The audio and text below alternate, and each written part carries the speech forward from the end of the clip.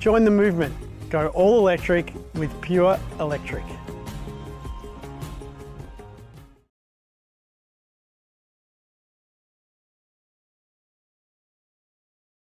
Chris, and I'm here to show you my sustainable home. Last time I did this video the trees were a lot smaller. I've got a few things that have changed since the last video, so I'll talk through them now.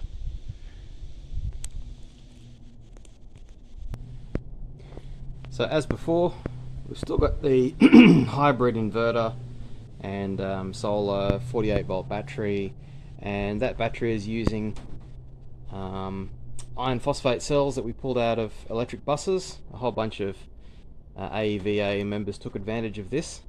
Good use of an otherwise wasted resource. So there's about 16 kilowatt hours of battery in there. My inverter with the current BMS settings allows me to access 12 kilowatt hours, which is heaps, and I can expect that to last a very long time. Over here, finally got a split system reinstalled. The previous air conditioning system failed about 3 years ago, 3 very hot summers ago.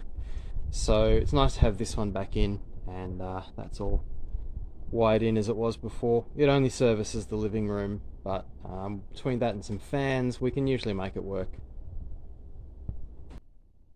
Now, one of the things that I mentioned at the previous video about 4 years ago, was it that long? Maybe not.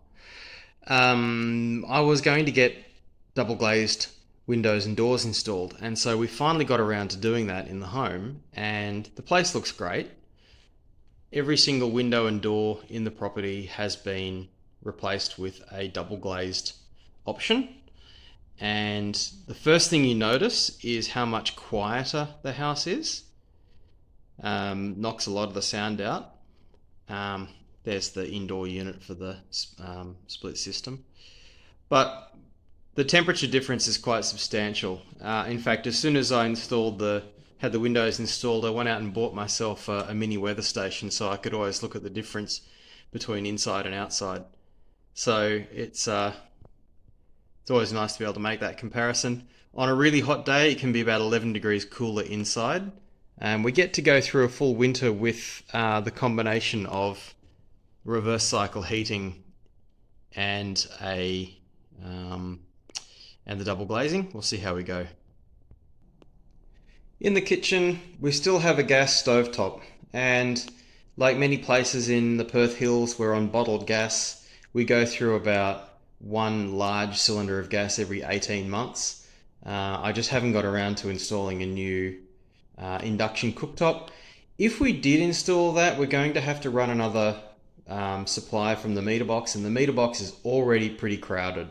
So it would probably be a much bigger job than we first thought. Still, the electric stove does a really good job, the oven that is. Had to replace the dishwasher. That was about $1,000, and I could do it myself, which is pretty nice. But yeah, otherwise that's the only fossil fuels. Oh, sorry, between that and the lawnmower, they're the only fossil fuels that get burned in this home. We've obviously got an EV that's normally parked in there. Forgive the dirty windows, but there's an EV charge point out there as well. Another major energy saving initiative was, of course, our heat pump hot water system, and it's been a real trooper. We've had to replace the anodes since it's been installed. Downside is that, of course, the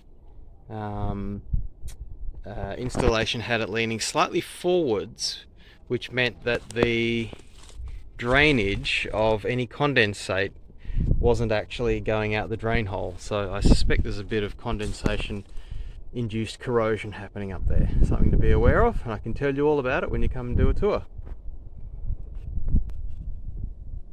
I've got a magnificent big shed here which allows me to collect about 32,000 litres of rainwater every year, and I use that rainwater to primarily keep my fruit trees alive over the long hot Perth summer.